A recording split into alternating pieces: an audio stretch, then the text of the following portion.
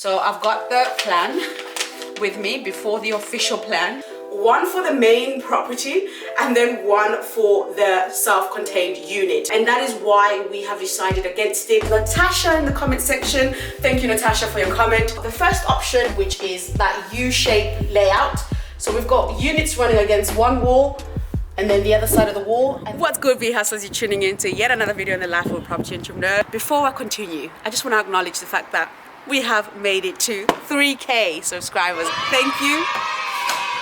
Thank you. Thank you.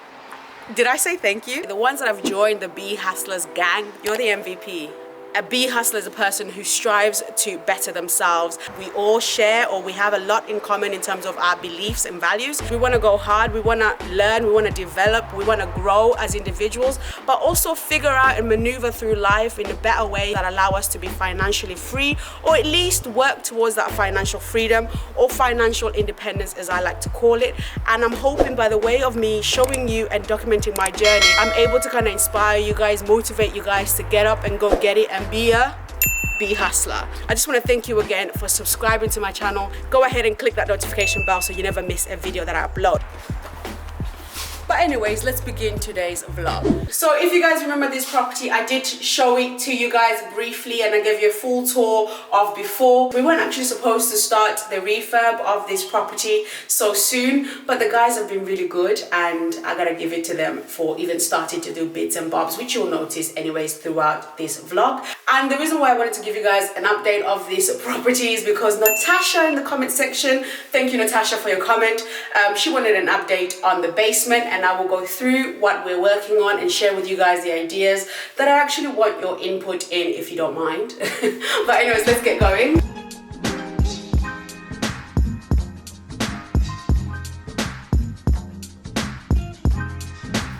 I'm gonna get straight into it. For those that are not familiar with the property, I'm gonna leave a link down below from the previous vlog so you can kind of just update yourselves.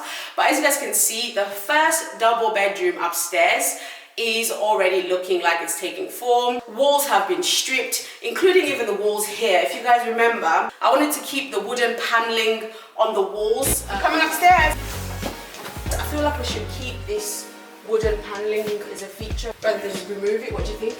Exactly what I was thinking. Unfortunately, we discovered that we couldn't keep because they were not meeting fire safety. It happens, so that feature is out the door. So in the previous vlog, I shared that I wanted this as part of the feature. There was a glass paneling, so we essentially had these blue glass going all the way down here. We've had to remove that because if a fire was to set ablaze, they would easily get burned. So that is a no-no within an HMO, and quite rightly so, because you want to make sure that your HMOs are foolproof of fire as much as possible anyways, for the safety of your tenants really. So let's go upstairs. So you guys remember this little room within the loft? We're going to turn this into a kitchenette. It's literally the bare minimum of a kitchenette. We won't be having a cooker or anything like that. It will be merely a sink, maybe one little unit or two, and maybe there will be enough space to put a nice little sofa on the side. Unfortunately, we can't turn this space into a foolproof kitchen. The minute we do that, this whole little space will potentially fall under a different tax band. And I know some of you might be thinking, that's not so bad. I mean, the tenant will essentially be liable for it. The problem becomes when a unit like this becomes empty. When it becomes empty, you essentially are paying two tax. One for the main property and then one for the self-contained unit, and that is why we have decided against it. But it doesn't take away from anything, because they'll still have downstairs the main kitchen to kind of cook from, but they can still store a lot of their things within this space and pretty much do most of the things in here anyways. I just thought I'd share that with you guys, but we're gonna move on now. So being as this is gonna be a self-contained space, it will have a separate bathroom space as well, so everything will be separated by doors. That will add a really nice selling point to this little space overall. But yeah, so the bathroom has now been stripped fully. As you guys can see, tiles have been removed, everything has pretty much been removed, and You guys tell me what you think. I think we should move this wall a little bit into the bathroom a bit more, making the bathroom a little bit more smaller, but making this space a bit bigger. And I think that would add to the selling point of this space. And it's a partition, so it is easily movable. But you guys tell me what you think. Should we move this wall a little bit more inner so we can do that? Comment down below.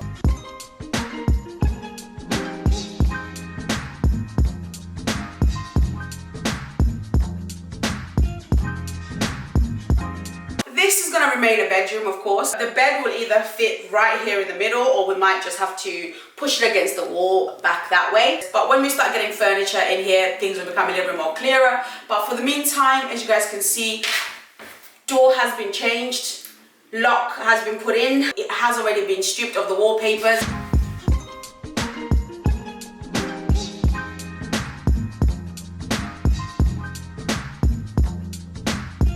Before I forget, let me show you what else they've done here on the first floor.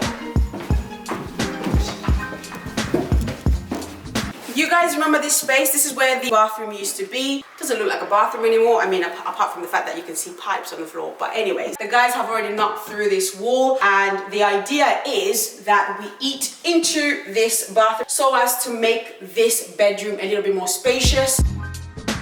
And you get a nice better picture of what the guys are trying to do here. If we can move this wall, we'll be able to make this a little bit more spacious. And when we put in an ensuite, it won't take away from the space feeling roomy.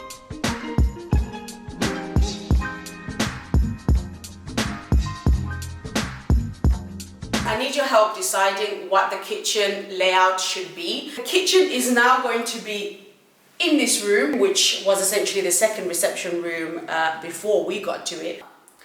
However, with regards to the layout of the kitchen, that is another story that I'm hoping you guys can leave your suggestions about in the comment section. So the first idea is that we have the kitchen units running against this wall here, and then also this wall here, and then our breakfast bar comes in to close up to about this space here. When you walk in, immediately the first thing you notice is the breakfast bar, almost creating like a U-shaped kitchen layout. Second option is units against the wall, and then right in the middle, we actually just have an island. What do you guys think? So that's the plans for the kitchen, but I'm going to give you guys better context right now. If we come over this way, the first option, which is that U-shaped layout. So we've got units running against one wall, and then the other side of the wall, another one along the side, which would have as a breakfast bar. The U-shaped one would look something like this. You'd have your microwaves, oven, and fridge freezer along here, and then you would have the breakfast bar forming that final part of the U. Second one will be this L-shaped kitchen with a breakfast bar in the middle. So the L-shaped one, this would be the entrance door to the reception room, or what would be our kitchen soon. You'd have the units running against the one wall with a little island breakfast bar in the middle like this.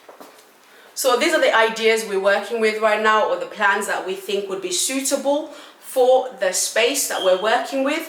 But I would appreciate your input in terms of which layout you think would work best. This little space will kind of form the living area, chill out zone. It would work quite nicely with the kitchen if we maintain these doors. Let me show you what we've done with what used to be the kitchen within this property. Come along.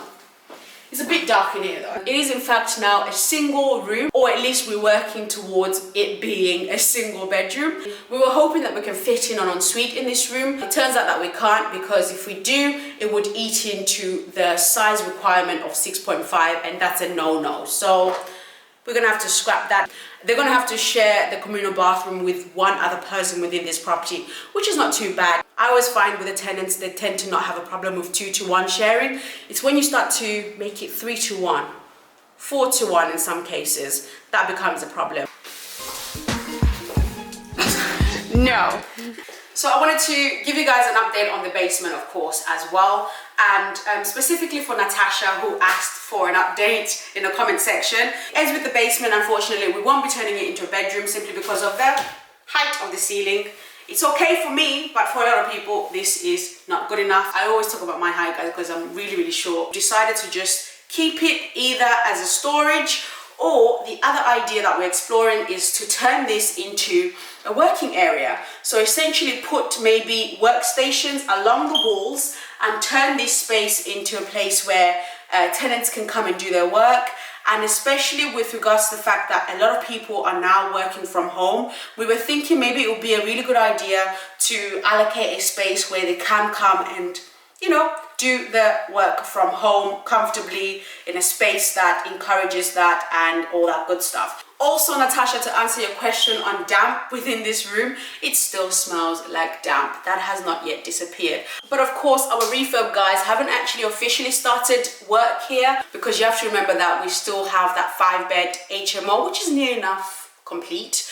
But of course, until it's officially complete, we can then move the team over to this project.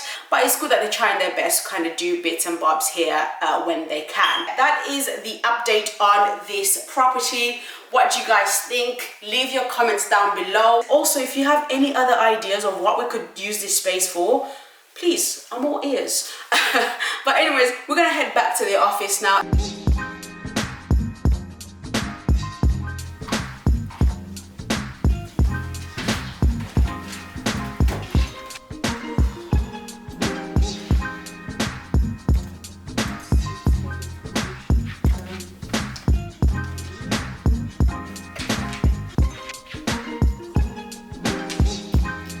Wanted to show you guys the floor plan that we've drawn out for that refurbishment project.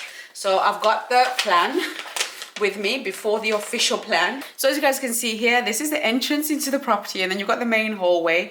Then you have the first bedroom. We will have the ensuite, the corner here, as you guys can see. I'm just gonna move my finger so you guys can get a good look at that. The plan is essentially, if we want to have the kitchen laid out like this, or like I described, have the island in the middle here instead and get rid of this part, give me your suggestions.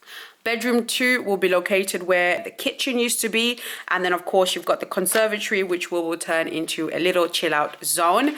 And then if we go upstairs, this is just to give us a nice clear vision of what we're doing until we get the official floor plans drawn out. Personally, I don't think this is bad. I think this is pretty good.